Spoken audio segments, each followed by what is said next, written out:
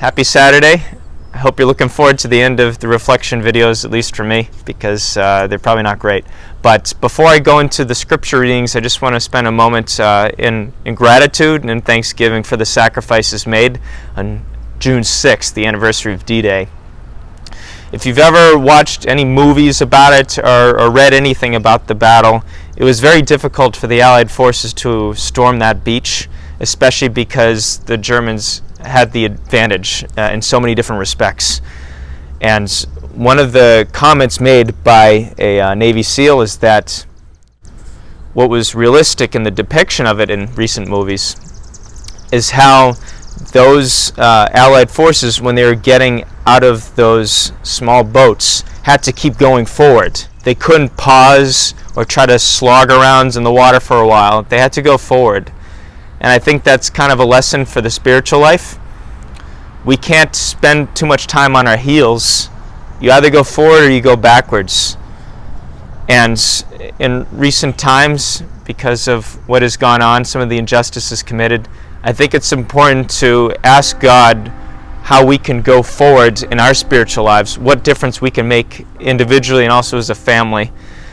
There is a martyr from Poland, Blessed Jerzy Popiusko. Sorry for those who speak Polish, I botched up the pronunciation. He says that it's not enough for a Christian to condemn injustice and violence and hatred, but the Christian must also be a constant bearer or witness of truth and justice, which means that you can't just have the negative, you need to have the positive. What does that mean in today's tumultuous time? It means that some of the responses against the injustices committed, you can understand where they're coming from, but they require a type of peacekeeping as well. What type of fruit is being borne when your brother or sister is being harmed, or their goods are being destroyed, their livelihoods being made much more difficult for them? We'd want to enact just laws. We not just enact, but we want to live them out. But we need to find peaceful ways that begins in prayer. What are we doing right now to pray earnestly for peace in this nation and also peace in our homes? It's not an easy answer I have. I'm not trying to be the right answer on that. But what I do see is an importance right now to begin with prayer. And that's powerful because in the Gospels, Jesus commends us to continue to believe that what we ask for Him in prayer will be linked to what we receive from God, because we're letting our wills be conformed to God's ultimate will.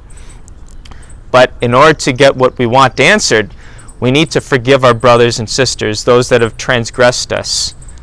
And if we might not have as much of a forgiveness problem and others do, how can we be a good means of counsel for them? How can we help reconcile if it's possible? It could be a kind word. It could be spending extra time listening to them. It requires some type of sacrifice or self-gift. And again, I don't think it's going to be easy, but to bear witness in today's age to the truth, which includes authentic peace, it's no small thing that we do for love of God and love of neighbor.